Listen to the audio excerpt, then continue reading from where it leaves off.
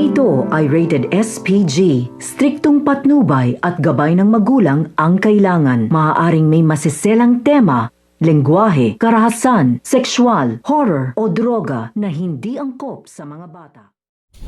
So ito nga si Mokang ay excited na nga ito sa nalalapit niyang kaarawan. Kaya excited na nga dito ito nga si Mokang dahil magdidibo na nga siya dito. At dahil nagawa na nga rin ng paraan ng kanyang pamilya upang mabigyan nga siya dito ng magandang kaarawan at magandang celebration sa nalalapit nga ng kaarawan at magaganap na nga dito ang kanyang dibo, ay dito na nga tuwan-tuwa ito nga si Mokang. Kaya nga ito nga si Mokang ay inimbila na nga dito ito ng kanyang kaklase at crush nga na ito dito nga sa kanilang school, dahil gusto nga dito nito nga ni Mokang na masaksihan nga daw ng kanyang crush ang kanyang dibu at gaganapin nga ito dito nga daw sa isang basketball court na malapit nga dito nga sa kanilang bahay, dahil hindi nga pwedeng ganapin sa kanilang bahay ang kanyang kaarawan dahil maliit nga lang ito at hindi nga daw magkakasya ang kanyang mga bisita, kaya gaganapin na nga lang ito dito nga sa isang basketball court. So pakakaabangan nga natin dito ang pagkaka-excited dito ka ni Mokang sa nalalapit niyang kaarawan.